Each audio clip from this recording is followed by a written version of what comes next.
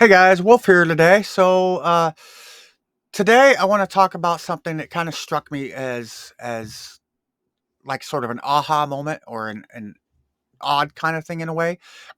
I'm gonna start with a story, then I'm gonna talk about the idea, the thing that I had, and then I'm going to include a little tip in here. So please make sure you hang around to the end and watch this entire video because the tip I'm going to give you, I think, is very, very helpful. So today I'm looking at real estate websites and I'm looking at a couple of properties that I'm interested in. And I decided I want to ask a couple of sort of pre screening questions of the real estate agents.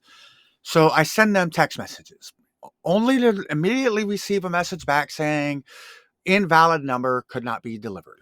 Okay. Well, obviously we know that the most likely reason that occurred is because it's either a landline phone number or maybe a virtual number that's unable to receive text messages.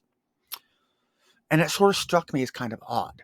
I mean, we as designers, web developers, and even marketers tell our clients all the time that your website must be built mobile responsive, that you must have a website that looks good on all devices, no matter what your business is, no matter the majority of your visitors are visiting your website. Uh, we basically insist on this. And I'm not saying I disagree with this logic. I do, in fact, 100% agree with it that your website should be mobile responsive. Because even if only a small percentage of your clients are visiting you through mobile devices, the fact is that some are always going to. Okay. So you want to make sure that you look good to those clients as well as those who are visiting you on a laptop or a desktop.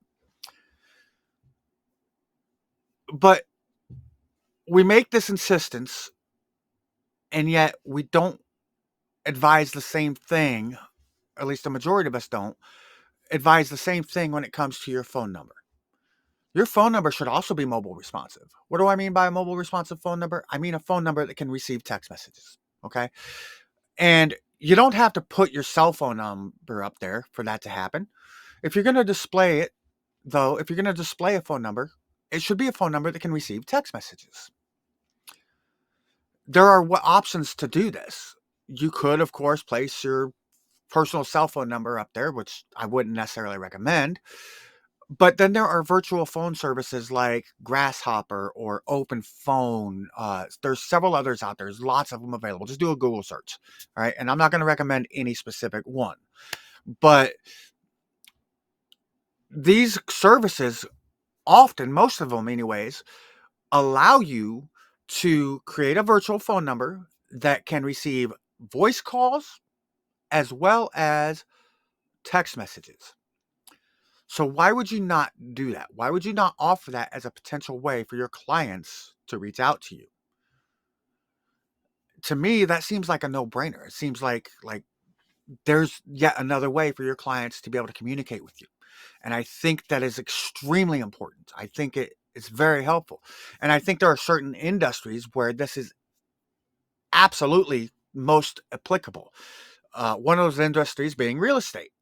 I think it's probably a fairly common practice for people to be perusing real estate online and want to text the real estate agent to ask a couple of questions just to make sure that it's even worth looking into deeper, which is basically what I was trying to do. Uh, so the fact that I wasn't able to reach those agents by text message was somewhat annoying to me.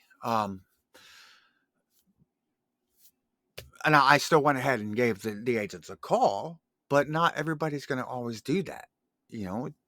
So anyway, that is my tip for today. If you're going to display your phone number on your website, make sure that phone number is capable of receiving text messages and be willing to communicate with your clients through text message. So like and subscribe if you like this video. Visit us over at hostmagi.com and we'll see you in the next video.